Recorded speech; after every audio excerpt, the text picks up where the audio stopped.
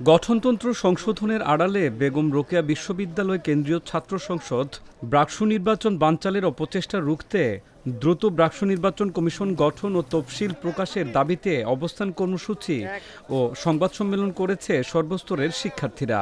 ৪ November মঙ্গলবার সকালে বেগম রোকেয়া বিশ্ববিদ্যালয় প্রশাসনিক ভবনের দক্ষিণ গেটের সামনে এই অবস্থান কর্মসূচি ও সংবাদ সম্মেলন অনুষ্ঠিত হয়। এতে বিশ্ববিদ্যালয়ের বিভিন্ন অনুষদ ও বিভাগের শিক্ষার্থীরা অংশ নেন।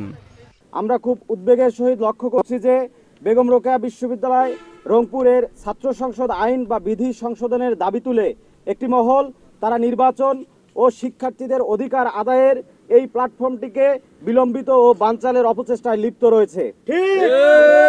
আমরা বিশ্বাস করি আইনটি শতভাগ স্বয়ংসম্পূর্ণ নয়, কিন্তু কিছু জায়গায় তা সংশোধনীর প্রয়োজন রয়েছে বটে, তবে তা নির্বাচন আয়োজনের অন্তরায় নয় বা ব্রাকসু প্রতিষ্ঠার পরবর্তীতে তা সংশোধনযোগ্য।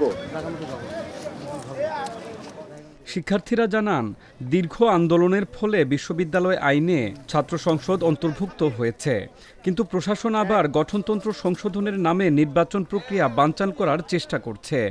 দ্রুত নির্বাচন কমিশন গঠন, নির্বাচন তফসিল ঘোষণা এবং 1 মাসের মধ্যে সুষ্ঠু ও অংশগ্রহণমূলক নির্বাচন সম্পন্ন করার জোর দাবি জানান তারা। এ সময় তাদের দাবি না মানলে কঠোর আন্দোলনের হুঁশিয়ারি দেন শিক্ষার্থীরা।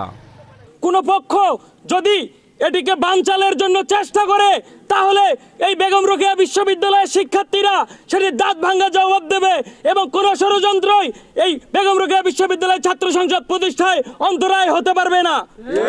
আমরা প্রশাসনকে আরেকবার মনে করিয়ে দিতে চাই যে কোনো ধরনের কালক্ষেপণ না করে অনতিবিলম্বে যথাযথ প্রক্রিয়া গঠনের মাধ্যমে বেগম রোকেয়া বিশ্ববিদ্যালয়ের ছাত্র সংসদ ব্রাকসু নির্বাচন আয়োজন করতে হবে। অন্যথায় শিক্ষার্থীরা তাদের যে অধিকার, সেই অধিকার কিন্তু তারা ছিনিয়ে নেবে, তারা আদায় করে নেবে।